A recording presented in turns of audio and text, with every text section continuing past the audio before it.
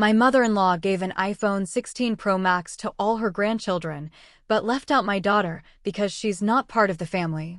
With a smile, I gave her 24 hours to get out of my house where she was living for free family. Can you imagine a grandmother looking a child dead in the eye on her 13th birthday and telling her she's not real family? I never thought my mother-in-law would deliver a blow so cruel, so targeted. It would absolutely shatter my daughter's heart and force me to make the hardest decision of my life. I'm Amanda, 35, and this is the story of how my daughter, Zoe, faced unimaginable pain from someone who should have loved her unconditionally. My husband, James, is 37. We met in college, fell head over heels, and built a beautiful life here in Portland, Oregon. James is a truly dedicated high school science teacher, patient, kind, always the peacemaker. He'd spend extra hours helping struggling students, and that gentle spirit defined him. Our daughter, Zoe, just turned 13. She's a creative soul, the kind of kid who loses herself in sketchbooks and writes stories that honestly make me tear up with pride. Her teachers constantly praise her imagination and artistic talents. Zoe has always been sensitive, yes, taking criticism to heart, but she also possesses a quiet strength that reminds me so much of myself at her age. James grew up as an only child until his father remarried when James was 12. That marriage brought a half-brother, Thomas, into the picture, though they mostly grew up in separate homes. James and Thomas maintained a decent relationship over the years. Thomas is now married to Heather, and they have 14-year-old twins, Lucas and Ava. Those twins attend a private school across town, involved in countless extracurriculars that Thomas and Heather proudly plaster all over social media.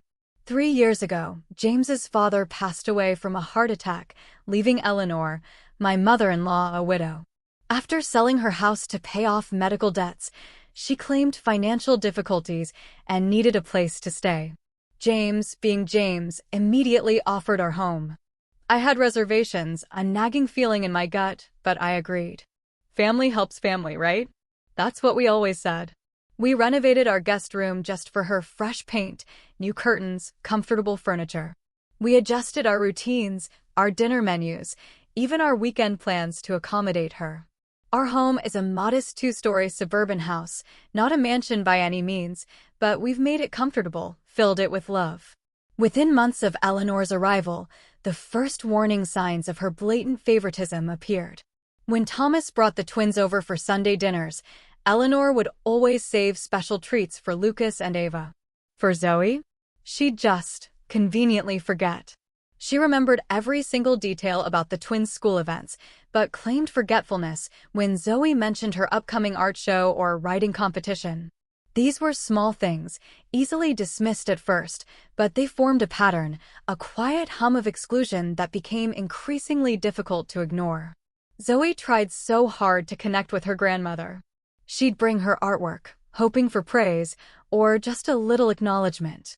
"Grandma, look what I painted today," she'd say, holding out a watercolor landscape that showed remarkable talent for her age. Eleanor would barely glance up from her phone, murmur something like, "That's nice, dear," and go right back to scrolling. But when Lucas showed her his science fair project or Ava mentioned her dance recital, Eleanor's face would absolutely light up. "Tell me everything," she'd say, giving them her full, rapt attention. I tried to address this subtly with James several times. "Have you noticed how your mother treats the kids differently?" I'd ask after Eleanor had retired to her room. James would sigh, running a hand through his hair. "Mom's still adjusting, honey. She'll come around eventually." Or, "You're reading too much into things. Mom just connects more easily with the twins because they're into sports, like Dad was." I'd let it drop, not wanting to create tension, but the knot in my stomach just grew tighter with each dismissal. Financially, we were comfortable, but we were careful. James's teaching salary and my freelance work covered our needs, but helping Eleanor move in and covering some of her ongoing expenses had taken a hit on our savings. We weren't struggling, but extravagant purchases required planning and budgeting. Eleanor contributed minimally, claiming her Social Security barely covered her personal needs and medications. We never asked to see her financial statements, taking her word out of respect. Thomas and Heather, on the other hand, both worked high-paying corporate jobs.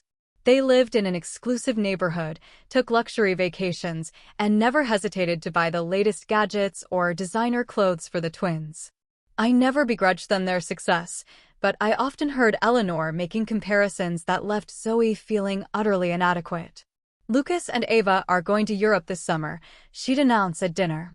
"Isn't it wonderful that Thomas can provide such cultural experiences for his children?" The implication that we were somehow failing Zoe by not matching these opportunities hung in the air, unspoken, but palpable. Despite these undercurrents of tension, we maintained regular family gatherings. Monthly dinners, holiday celebrations, casual weekend visits, they kept the extended family connected. Thomas and Heather were pleasant enough, if a bit preoccupied with their own achievements, and the twins were typical teenagers, absorbed in their phones and friend dramas. Zoe often felt overshadowed, finding quiet corners to sketch or read, occasionally trying to engage her cousins with mixed success. As Eleanor's stay extended from months into years, this dynamic became our new normal. I learned to shield Zoe from the most hurtful comparisons. James continued to make excuses for his mother, and Eleanor settled comfortably into her role as the matriarch, subtly dictating the emotional temperature of our home. The delicate balance we maintained was precarious, but I believed we could manage it, for James's sake, and out of respect for family bonds. I had no idea that a single birthday celebration would shatter that balance completely and force us all to confront the truth we had been avoiding.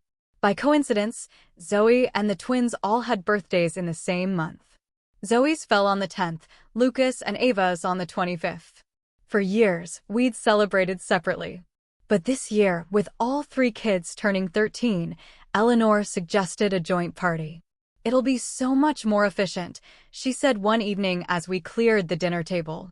"And the children are entering their teenage years. It should be special." James thought it was a great idea, and even I had to admit the practical benefits. One venue, one cake order, one set of decorations, and everyone could attend without juggling multiple weekends. I took charge of the planning, booking the community center near our house for the Saturday between the actual birthdays. I ordered a custom 3-tier cake with different flavors to suit each child's preference: chocolate for Zoe, vanilla for Lucas, and red velvet for Ava. I designed and sent digital invitations, even created a shared online document for ideas. Thomas and Heather agreed to handle beverages and photography, while James volunteered for games and music. Zoe was especially excited about finally becoming a real teenager. She'd been waiting for this milestone for months. "Mom, when I turn 13, can I redecorate my room?" "Nothing childish anymore," she asked one morning. I agreed, and we spent evenings looking at paint samples, browsing online for affordable furniture to transform her space from child to teen. She'd also mentioned needing a new phone. Her old one was barely functioning, with a cracked screen and a battery that died by lunchtime. It wasn't a frivolous request. She genuinely needed it for school projects and staying connected with friends. 2 weeks before the party, I took Eleanor shopping for decorations. We were comparing streamer prices when she suddenly checked her watch. "I need to run a quick errand. I'll meet you at the food court in an hour." I thought nothing of it. Until later that afternoon, when I overheard her on the phone with Thomas. "Yes, I got them both. The newest model, just as we discussed.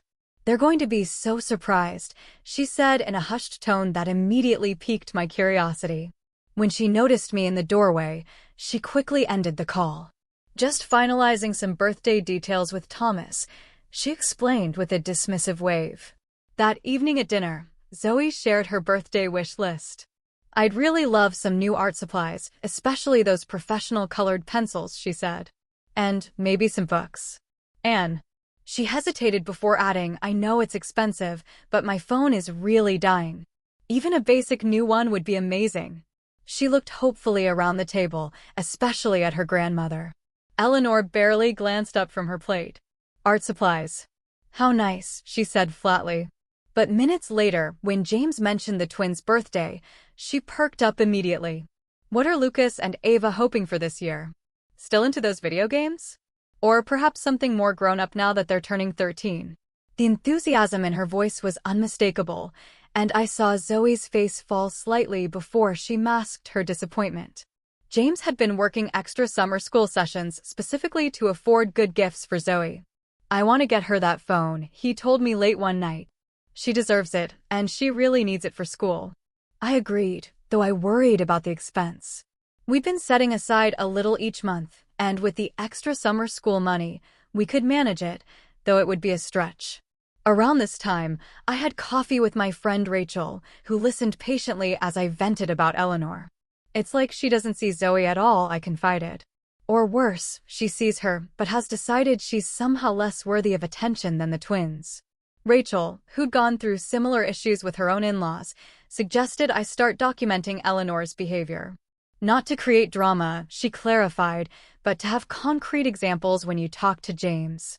Sometimes people don't see patterns until you lay them out clearly." The weekend before the party, Zoe and I spent a morning baking cookies for her class. As we mixed ingredients, she confided in me. "Do you think Grandma will like the thank you card I made her?" I spent extra time on the details. The hopeful look in her eyes broke my heart. Despite years of subtle rejection, she was still trying to win Eleanor's approval. "It's beautiful, honey. Anyone would be lucky to receive such a thoughtful card," I said, carefully avoiding a direct promise about Eleanor's reaction. Meanwhile, Eleanor had become increasingly secretive, receiving packages that she quickly spirited away to her room. When questioned, she'd say they were personal items or just some things Thomas asked me to keep for him.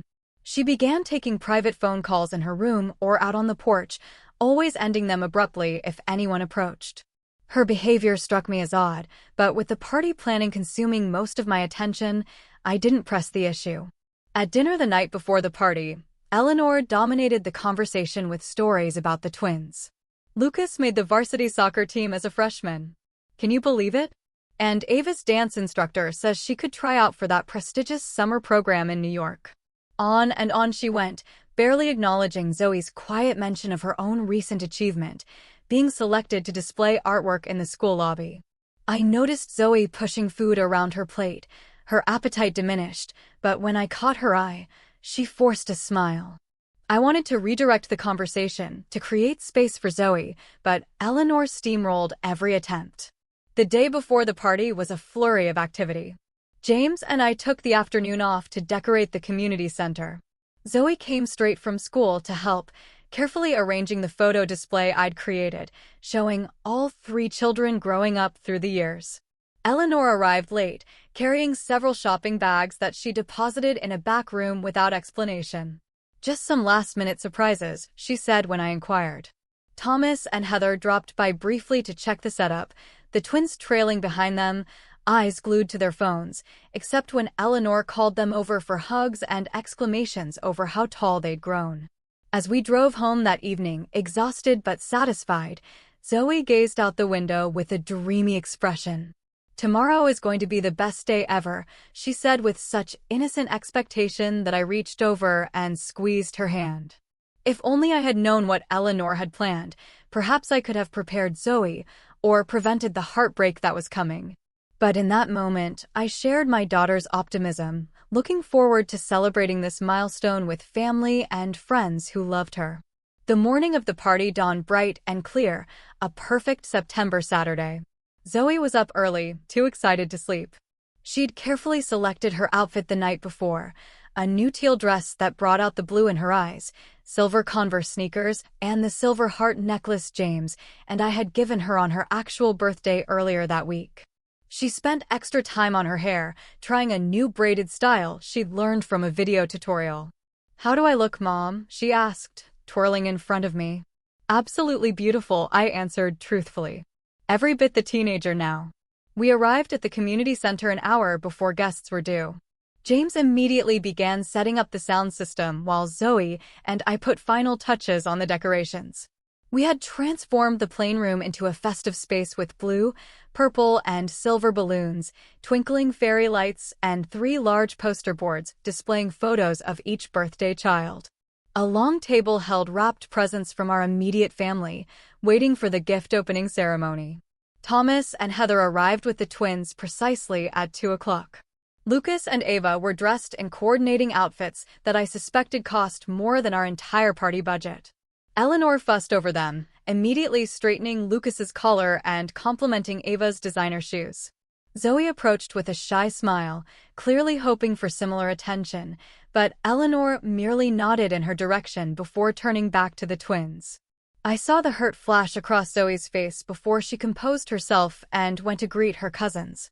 Soon, the community center was filled with teenage laughter and conversation. We had invited classmates of all 3 children, neighbors, and extended family members.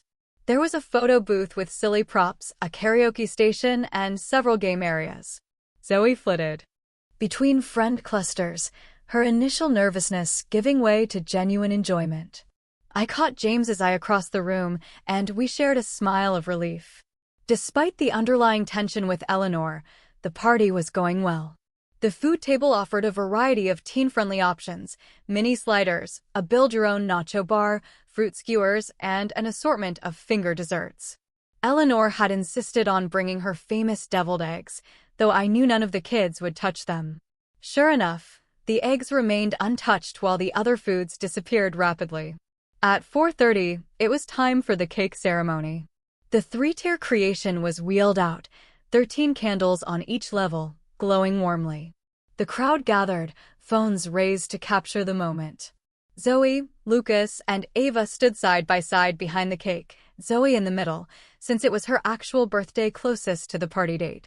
"Make a wish," I encouraged as everyone finished singing. The 3 teens exchanged glances, took deep breaths, and blew out their candles in unison. Applause and cheers erupted as James began cutting and distributing cake slices.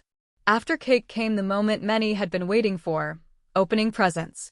We had set up 3 chairs at the front of the room, and the teens took their seats as guests gathered around. They began with gifts from friends and extended family, taking turns opening packages containing books, gift cards, clothing, and trinkets. Zoe received a beautiful sketchbook from her best friend, Lily, art supplies from several classmates, and books from our neighbors. She thanked each giver with genuine gratitude, her pile of unwrapped gifts growing steadily beside her. When most of the presents had been opened, Eleanor suddenly stood up and cleared her throat. "I have something special for the birthday children," she announced loudly, drawing all attention to herself. She disappeared into the back room and returned, carrying 2 identically wrapped boxes with elaborate gold bows. The boxes were the perfect size for phones, and my stomach tightened with apprehension. "For my darling grandchildren on this special birthday," Eleanor proclaimed, handing the packages to Lucas and Ava with a flourish. The twins tore into the wrapping paper eagerly, and identical gasps escaped them as they revealed brand-new iPhone 16 Pro Max phones, the latest model, released just weeks earlier. These were not basic phones, but the top-tier version with the largest storage capacity, easily costing over $1,000 each. "Grandma!" "Wow!" Lucas exclaimed, jumping up to hug Eleanor. "This is amazing!" "Thank you so much," Ava squealed, also embracing her grandmother. Eleanor beamed with pleasure at their reaction, accepting their thanks with obvious pride. "Only the best for my grandchildren," she said, loud enough for everyone to hear. The room had grown quieter as people realized the extravagance of the gifts. All eyes turned to Zoe, who was sitting very still in her chair, hands folded in her lap. Her expression held confused expectation as she waited for her grandmother to produce a 3rd package. After all, there were 3 birthday celebrants. "Grandma," Zoe finally said, her voice small but carrying in the hushed room. "Did you get something for me too?" Eleanor turned to Zoe, and the look on her face made my blood run cold. It was not apologetic or embarrassed. It was dismissive, almost annoyed at being questioned. "That's all I have," she said flatly. "I only got gifts for my real grandchildren." The silence that followed was absolute. 40 people collectively held their breath, unable to believe what they had just heard. Zoe's face crumpled in confusion. "What do you mean?" she asked, her voice trembling. Eleanor shrugged, the gesture casual and cruel. "You're not really part of the family, dear. Not by blood, anyway." It took me a moment to process her words. Not by blood. The implication hit me like a physical blow. Eleanor was referring to the fact that Zoe was adopted, something we had never hidden, but also never treated as making her any less our daughter. We had adopted her as an infant after years of fertility struggles, and she had been our beloved child from the moment she was placed in our arms. The fact that Eleanor would use this to exclude Zoe was beyond comprehension. Tears welled in Zoe's eyes and spilled down her cheeks. She stood up so quickly her chair tipped over backward, the crash startling in the stunned silence. Then she ran from the room, shoulders shaking with sobs. I immediately followed, pausing only long enough to shoot Eleanor a look that promised this was far from over. I found Zoe in the women's bathroom, huddled in the corner, knees drawn to her chest. Her carefully applied makeup was streaked with tears. Her earlier joy completely extinguished. "Sweetheart," I said, kneeling beside her and pulling her into my arms. She collapsed against me, her body heaving with sobs. "Why does she hate me, Mom?" she choked out between breaths. "What did I ever do to her?" "Nothing, baby," I assured her, stroking her hair. "Grandma is the one with the problem, not you. You are our daughter in every way that matters." After several minutes of holding her while she cried, I helped Zoe clean her face and fix her hair. "We can leave right now if you want," I offered. "Or we can go back out there and show Grandma that her words cannot hurt you." It felt unfair to ask a 13-year-old to be so strong, but I wanted to give her the choice. Zoe took a deep, shuddering breath. "I want to go home," she whispered. "But I should say goodbye to my friends first." When we returned to the main room, the atmosphere had completely changed. James was standing toe-to-toe with his mother, his face flushed with anger. I had rarely seen my husband truly angry, but there was no mistaking his fury now. "How could you say that to her?" he was demanding. "How could you be so cruel to a child, any child, let alone my daughter?" Eleanor stood with arms crossed, unrepentant. "I simply spoke the truth, James. The girl is adopted. She's not a blood relative. Lucas and Ava are my actual grandchildren." Thomas and Heather hovered nearby, clearly uncomfortable. The twins were showing off their new phones to friends, either oblivious to or intentionally ignoring the drama unfolding. Most of the other guests were gathering their belongings, eager to escape the tension. The party was effectively over. I guided Zoe around the edge of the room, helping her collect her gifts and say quick goodbyes to her closest friends. Lily, bless her heart, gave Zoe a fierce hug and whispered something that made Zoe give a watery smile. Other friends expressed support through touches on the arm or sympathetic glances. The drive home was filled with tense silence. Eleanor had come with us to the party, but Thomas offered to drive her back to our house later, clearly wanting to remove her from the immediate situation. James white-knuckled the steering wheel the entire way, occasionally glancing in the rearview mirror at Zoe, who stared out the window, emotionally exhausted. As we pulled into our driveway, I reached over and placed my hand on James's arm. "We need to talk about what happens next," I said quietly. He nodded, his expression grim. We both knew that everything had changed, and there was no going back to pretending all was well. Eleanor had shown her true colors in the cruelest possible way, and now we had to deal with the fallout. That evening, Zoe retreated to her room immediately after we arrived home, locking the door behind her. Despite my gentle knocking and offers of comfort food, she remained sequestered, only texting that she wanted to be alone.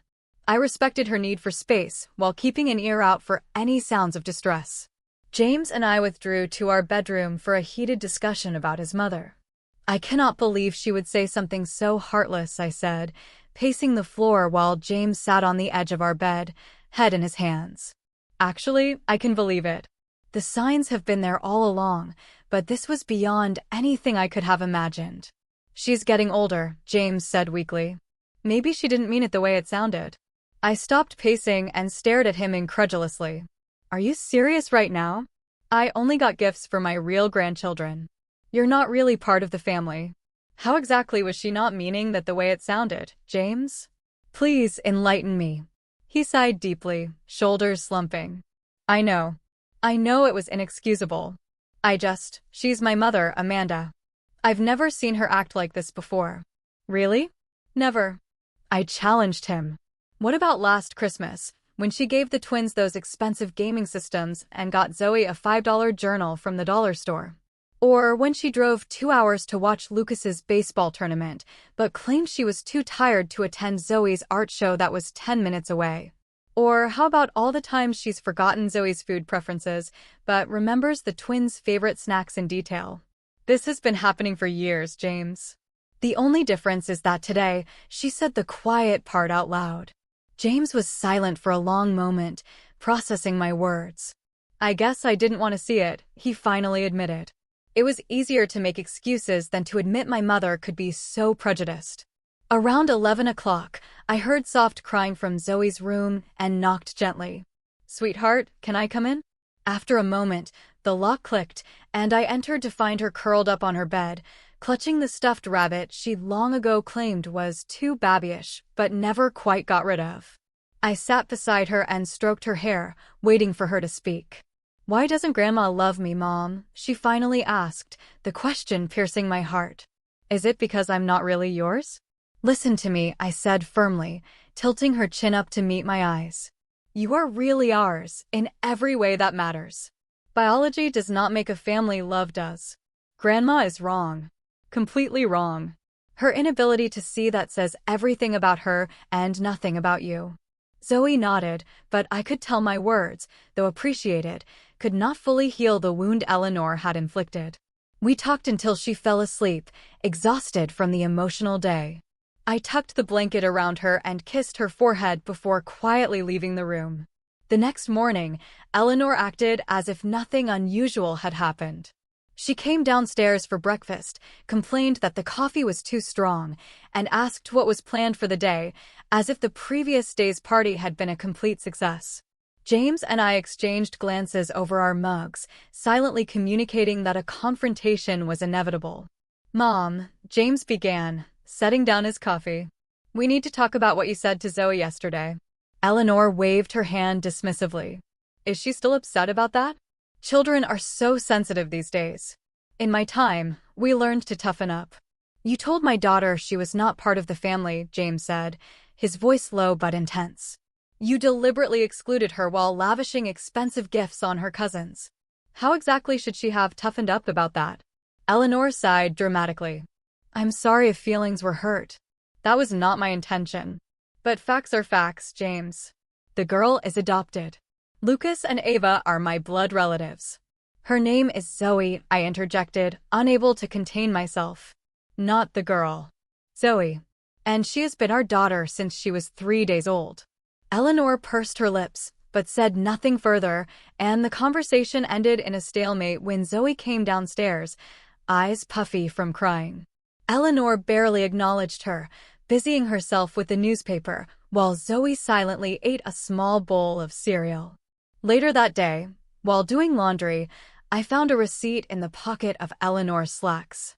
It was from an electronics store, showing the purchase of 2 iPhone 16 Pro Max phones, totaling over $2,500. The date on the receipt was 2 weeks earlier, confirming that this had been a premeditated decision, not a last-minute impulse. The discovery hit me like a punch to the gut. Eleanor had planned to exclude Zoe all along, to publicly humiliate my child on her birthday. Even more disturbing was the realization that Eleanor clearly had substantial savings, despite claiming financial hardship as the reason for moving in with us. $2,500 for phones was not a small expense for someone supposedly struggling to make ends meet. How many other lies had she told us? Over the next few days, Zoe withdrew from family activities. She took meals in her room, claiming homework needs, and avoided the living room when Eleanor was present. She stopped sharing her artwork and fell silent during dinner on the rare occasions she joined us at the table. The vibrant, creative child who filled our home with stories and laughter had retreated into herself. On Wednesday, I received a call from Zoe's school counselor, Mrs. Walker. "I wanted to touch base about Zoe. She's been unusually quiet in class, and her English teacher mentioned she hasn't been turning in assignments, which is very unlike her. Did something happen that we should be aware of?" The call confirmed what I already knew. The damage Eleanor had inflicted went beyond hurt feelings. It was affecting Zoe's academics, her social interactions, her entire sense of self. My anger, which had been simmering just below the surface, began to boil. That evening, I confronted Eleanor directly about the receipt. You spent over $2,000 on phones for the twins, but couldn't get anything for Zoe. And all this time, you've claimed you can barely afford your medications. Eleanor's face hardened. My money is my business, Amanda. I can spend it how I choose, and I choose to spend it on my actual grandchildren. While living rent-free in our home, I pointed out, eating food we buy, using utilities we pay for. James invited me to live here, she countered. If you have a problem with that arrangement, perhaps you should discuss it with your husband. James, who had been increasingly quiet as he processed his mother's true nature, was starting to see the situation more clearly. That night, he admitted, I think Mom has been manipulating us. Using her supposed financial problems to gain sympathy while hoarding her money for things she actually wants to spend on, like spoiling the twins. The tension in our household grew thicker by the day. Eleanor began making pointed comments about my parenting, my cooking, even my appearance. No wonder Zoe is so sensitive with you coddling her constantly, she remarked during dinner. Or perhaps if you spent more time teaching Zoe proper manners instead of encouraging all that art nonsense, she would fit in better with proper society. The final straw came 1 week after the party. Zoe had reluctantly joined us for dinner, pushing food around her plate while Eleanor dominated the conversation with news about Thomas's recent promotion. When Zoe politely asked to be excused, Eleanor scoffed. Running away again? You're too sensitive, just like your mother. It's no wonder you struggle to be accepted. Zoe's eyes filled with tears as she fled the table. James immediately stood up, napkin thrown down. That is enough, Mom. You have gone too far. Eleanor looked genuinely surprised at his reaction. I was merely making an observation. The girl needs to develop a thicker skin if she's going to survive in this world. As James followed Zoe upstairs to comfort her, I remained at the table, staring at my mother-in-law. A calm clarity descended over me. This woman was toxic, and she was poisoning our home, our family, and most importantly, my child's sense of self-worth. Something had to change, and it needed to happen immediately. That night, I couldn't sleep. I lay awake beside James, my mind racing through options and scenarios. Around 3 o'clock in the morning, I slipped out of bed and went downstairs to the kitchen, opening my laptop at the table. I spent hours researching emotional abuse, family boundaries, and the impact of toxic relationships on children's development. Everything I read confirmed what my heart already knew. Allowing Eleanor to continue undermining Zoe's sense of belonging would cause long-term damage to my daughter's emotional well-being. When James came downstairs at 6:30, he found me still at the kitchen table, multiple browser tabs open and notes scribbled on a legal pad. You've been up all night, he observed, concern etching his features. James, we need to talk about your mother, I said directly. This situation is not sustainable. The impact on Zoe is too severe.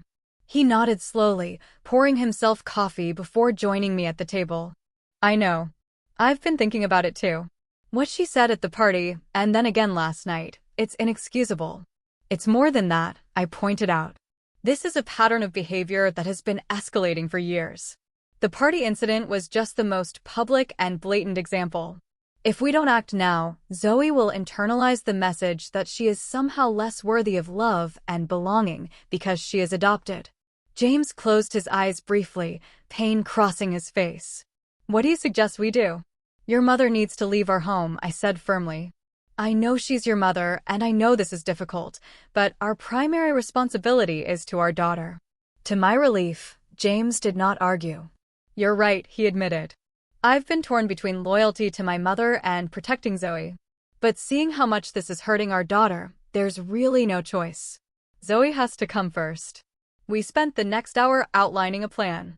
James would go to work as usual, not wanting to alert Eleanor to the coming confrontation. I would call in sick to my freelance job, explaining that a family emergency had arisen. After Zoe left for school, I would have the necessary conversation with Eleanor. Before implementing our plan, I called my own mother for advice and support. Mom had always been a voice of reason in difficult situations, and today was no exception. "You're doing the right thing, Amanda," she assured me.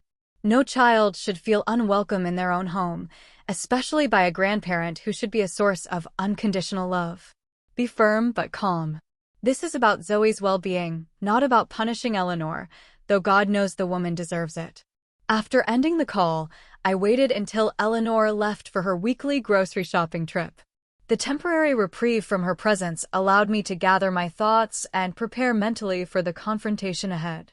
I reflected on my own childhood experiences with my maternal grandmother, a critical woman who had made me feel constantly inadequate.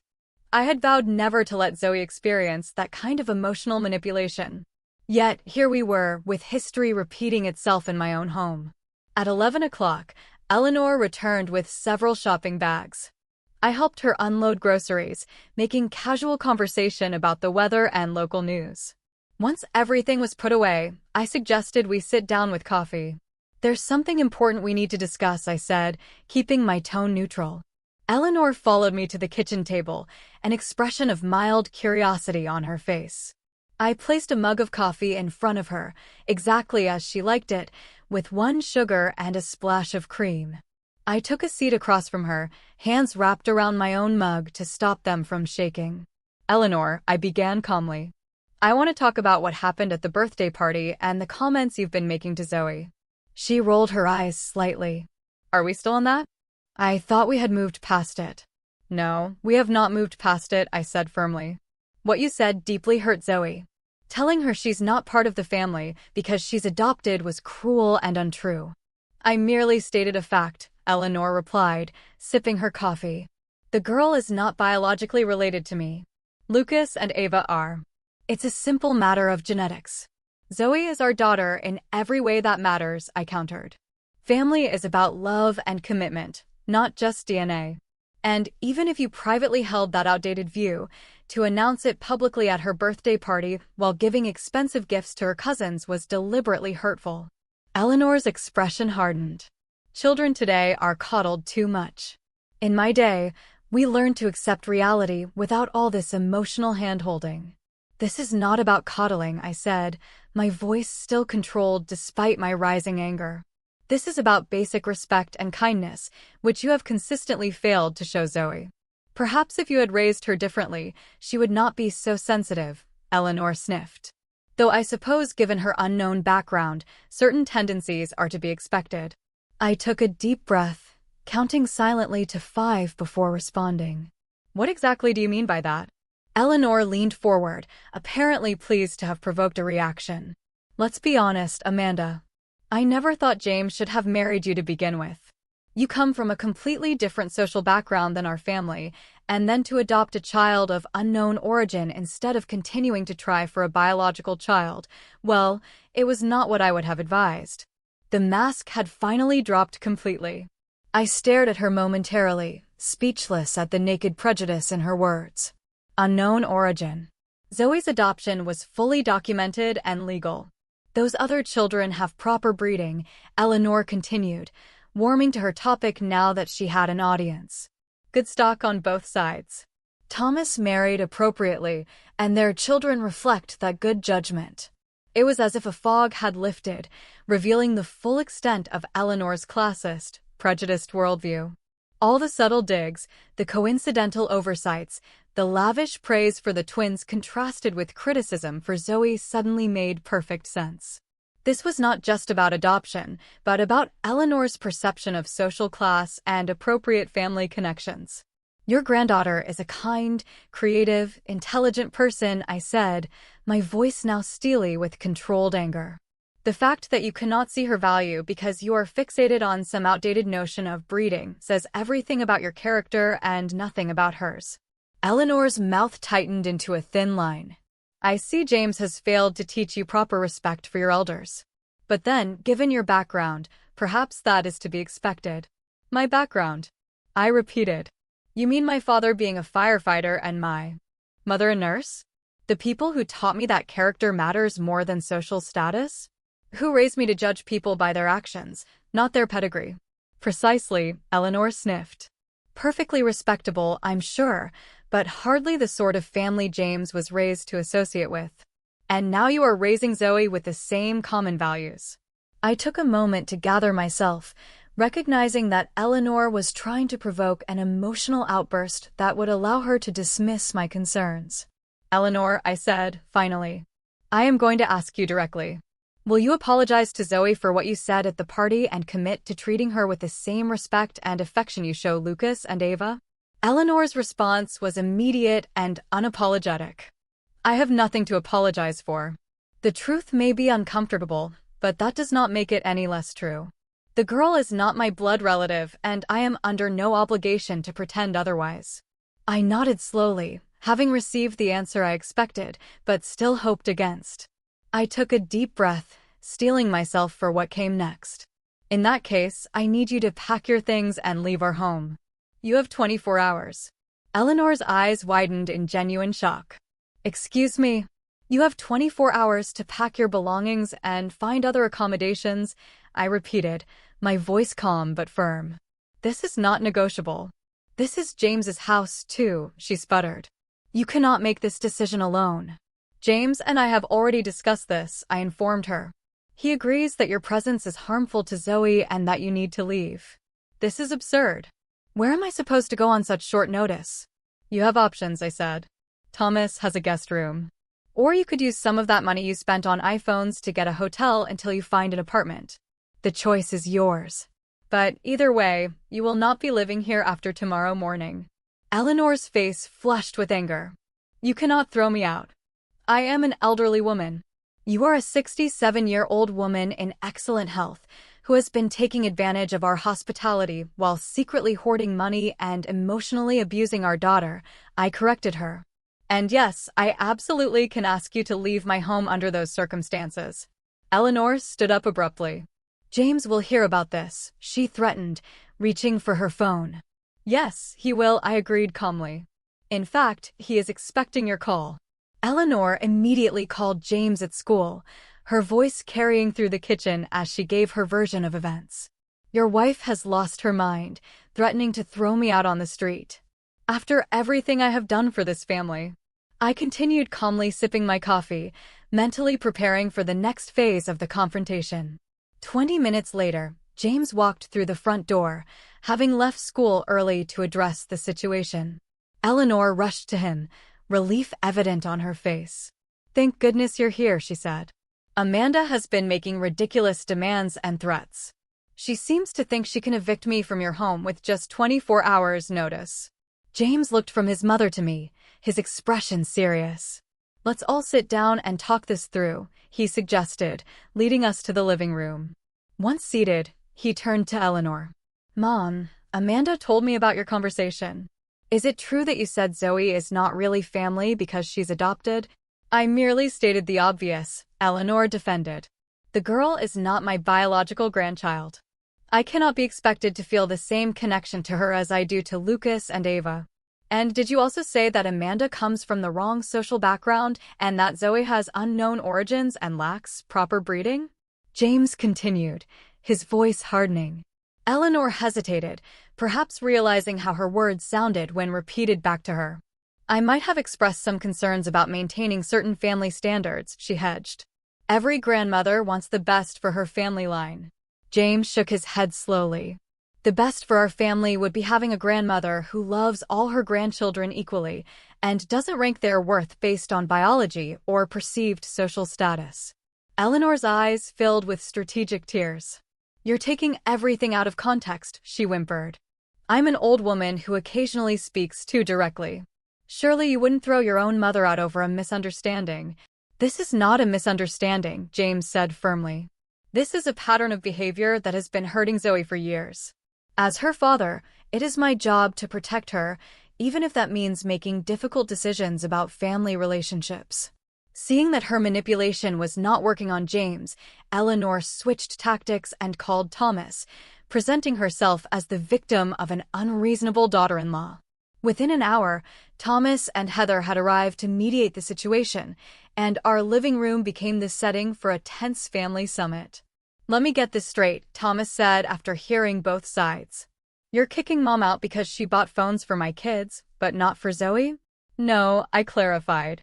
We're asking Eleanor to leave because she publicly humiliated Zoe by announcing she's not really family because she's adopted and has continued to make hurtful comments that undermine Zoe's sense of belonging and self-worth. Thomas looked uncomfortable, glancing at his mother. Mom, did you really say that? I might have expressed myself poorly, Eleanor admitted, dabbing at her eyes with a tissue. But I never meant to hurt anyone. You know how much I love all my grandchildren. Actually, that's the problem, James interjected. You don't love all your grandchildren. You consistently favor Lucas and Ava while treating Zoe as an afterthought at best and an interloper at worst. Heather, who had been silent until now, suddenly spoke up. Eleanor, I've noticed it too, she said quietly. The way you talk about the kids is very different. You praise everything Lucas and Ava do, but you rarely acknowledge Zoe's achievements. Thomas looked surprised at his wife's intervention, but Eleanor was indignant. So now everyone is ganging up on me? After everything I have done for this family. What exactly have you done, Mom? James asked. You have lived rent-free in our home for 2 years, contributed minimally to household expenses, claiming financial hardship, all while apparently having enough savings to spend thousands on gifts for the twins. The conversation continued in circles, with Eleanor alternating between defensive justifications and tearful appeals to family loyalty. Thomas initially tried to defend his mother, but gradually came to understand the gravity of the situation as more details emerged. I didn't know about any of this, he admitted. The things Mom says when we're not around, it's not okay. After nearly 2 hours of discussion, Thomas offered a compromise. Mom can stay with us temporarily while she looks for her own place, he suggested. Our guest room is available, and it would give everyone some space to cool down. Eleanor latched onto this option immediately. Yes, that would be best. I can stay with Thomas and Heather until this blows over and Amanda comes to her senses. This is not about coming to my senses, I stated firmly. This is a permanent boundary. Eleanor is welcome to visit our home in the future if she demonstrates genuine change and offers a sincere apology to Zoe, but she will not be living with us again. Eleanor scoffed. Fine, I'll apologize if that's what it takes to stay. No, James said, surprising everyone with his firmness. A forced apology under duress is meaningless. This is not about saying the right words to get what you want. This is about genuinely recognizing that your behavior has been harmful and making real changes. By late afternoon, practical arrangements were being discussed. Thomas would help Eleanor pack and move her belongings the following day. Eleanor would stay with Thomas and Heather while looking for an independent living situation. James made it clear that financial support from us would be minimal going forward, given Eleanor's apparent ability to make significant purchases on her own. As Thomas, Heather, and Eleanor prepared to leave, Zoe returned home from school, stopping short in the doorway at the sight of the family gathering. Confusion crossed her face, followed by weariness as she noticed Eleanor's tear-stained cheeks. What's going on? She asked, looking to James and me for an explanation. I gestured for her to join us in the living room, and James and I explained the situation privately while Thomas kept Eleanor and Heather occupied in the kitchen. Grandma is going to be moving out, James told her gently. She's going to stay with Uncle Thomas and Aunt Heather for a while. Because of what happened at the party? Zoe asked, her voice small. Because of me? No, sweetheart, I said firmly. Not because of you. Because of Grandma's choices and behavior. Adults are responsible for their own actions and the consequences that follow. Zoe processed this information silently, emotions playing across her face. Is she mad at me? Grandma is upset about the situation, James explained carefully. But none of this is your fault. We want our home to be a place where everyone feels loved and respected. And unfortunately, Grandma has not been treating you with the respect you deserve. Later that evening, as Eleanor made a show of packing essential items for her night at Thomas's house, making as much noise as possible and sighing dramatically, I decided to take Zoe out for a while. Let's go shopping for those art supplies you wanted, I suggested, wanting to shield her from Eleanor's theatrical display of victimhood. At the art supply store, I let Zoe choose whatever she wanted, from professional colored pencils to high-quality sketching paper. As we sat at an ice cream shop afterward, I took the opportunity to reinforce some important truths. You know that family is not about blood, right? I said, watching her methodically arrange her ice cream toppings. It's about love and commitment, and showing up for each other every day. Zoe nodded slowly. I know. It just hurts that Grandma doesn't see it that way. Some people, especially from older generations, have very rigid ideas about what makes a family, I explained. But those ideas are outdated and frankly wrong. You are our daughter in every way that matters, and nothing anyone says can change that. Zoe was quiet for a moment, stirring her ice cream thoughtfully. Do you think Grandma will ever change her mind about me? I considered my answer carefully, wanting to be honest without crushing her hope entirely. I don't know, sweetheart. People can change if they want to, but they have to recognize there's a problem first. What I do know is that we are not going to let anyone make you feel less valued or less loved, even if that person is family. As we drove home, Zoe seemed lighter somehow, as if a burden had been lifted. The process of healing was just beginning, but this first step, removing the source of ongoing hurt from our daily lives, already seemed to be having a positive effect. The next morning, tension hung in the air as Eleanor prepared for her final departure. Thomas arrived at 9 o'clock to help with her remaining belongings, bringing his SUV to transport her numerous boxes and suitcases. James had taken the day off work to oversee the process and provide moral support for Zoe, who remained subdued but appeared more relaxed than she had in weeks. Breakfast was a stilted affair, with Eleanor picking at her food and making pointed comments about being cast out and abandonment in old age. James remained firm but respectful, refusing to engage with her attempts to trigger guilt. Zoe ate quickly and excused herself to get ready for school, clearly wanting to avoid a difficult goodbye. Before leaving, Zoe hesitantly approached her grandmother in the hallway. Despite everything, she was attempting to be the bigger person, a gesture that filled me with pride. Goodbye, Grandma, she said softly. I hope you'll be comfortable at Uncle Thomas's house. Eleanor's response was cool, her lips pressed into a thin line. Goodbye, Zoe. No term of endearment. No embrace. No sign of remorse. Even in this final moment, she could not bring herself to show warmth to the child she had hurt so deeply. Zoe's shoulders drooped slightly, but she lifted her chin and walked out the door to catch her bus, dignity intact. James had a final conversation with his mother in the privacy of the guest room that had been her home for 2 years. I did not overhear their exchange, but when he emerged, his eyes were red-rimmed, but his posture was resolute. She still doesn't really get it, he told me quietly.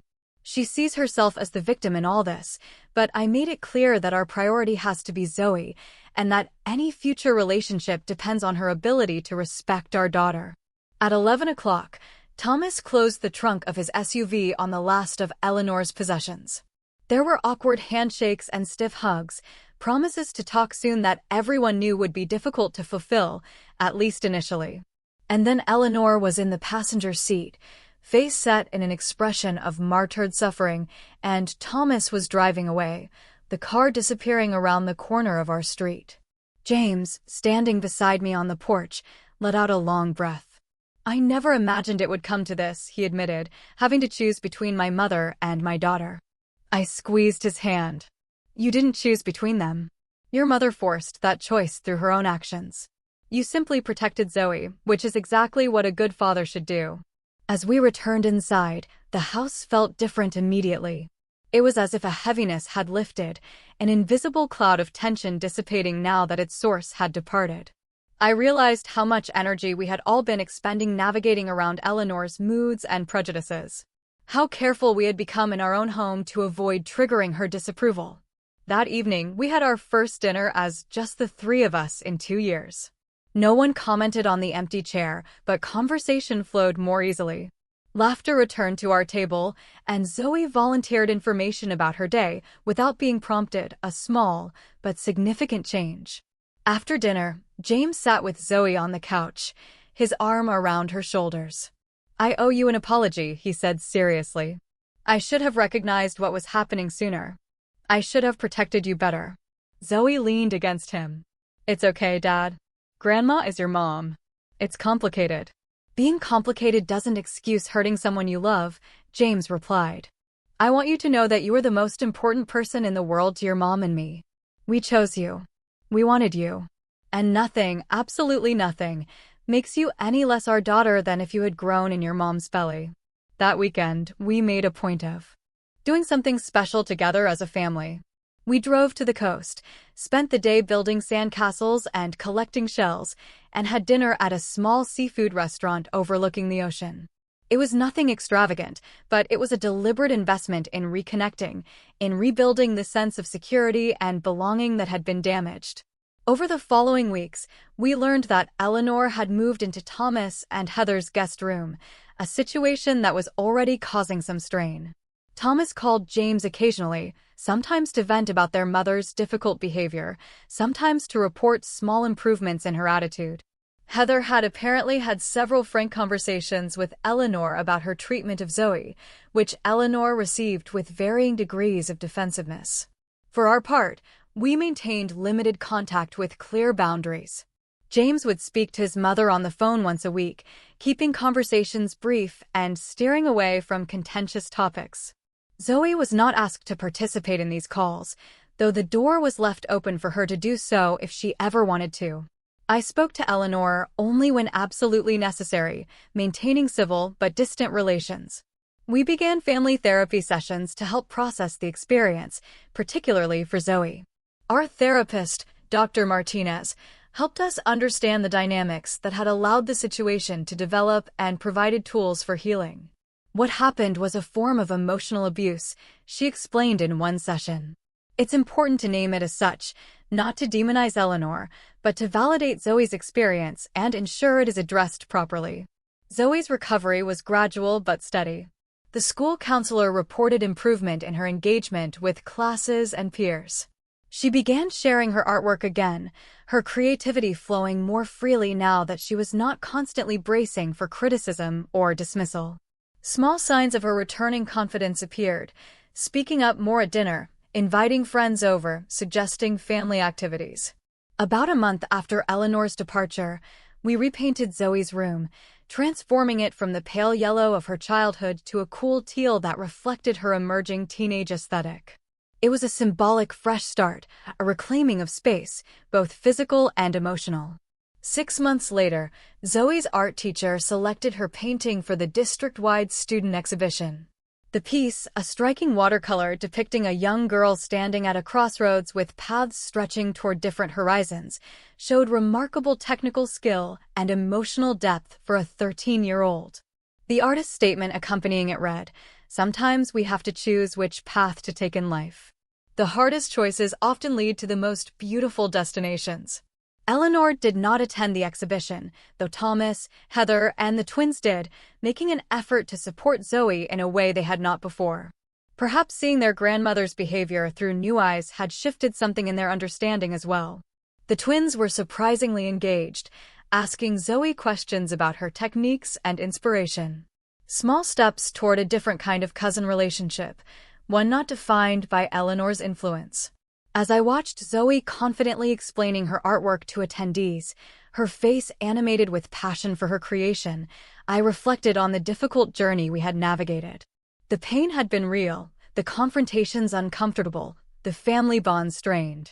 But in protecting Zoe and standing firm against the subtle and not-so-subtle undermining of her worth, we had ultimately created space for her to flourish.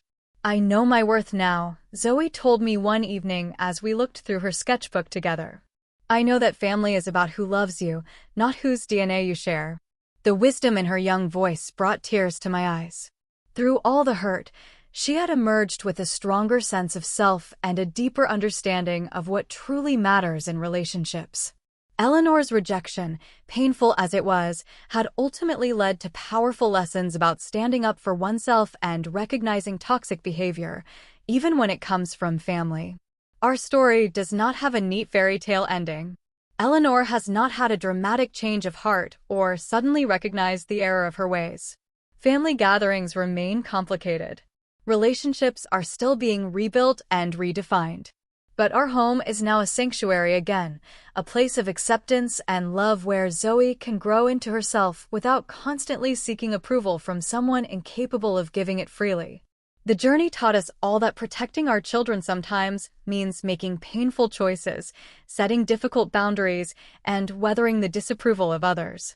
It taught us that family is defined by love and commitment, not by biology or social expectations.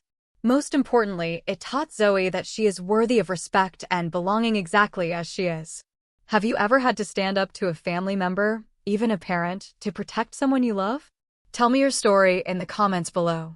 And if this resonated with you, please like and subscribe so you don't miss more stories about navigating complex family dynamics and standing up for what's right. Thank you for listening.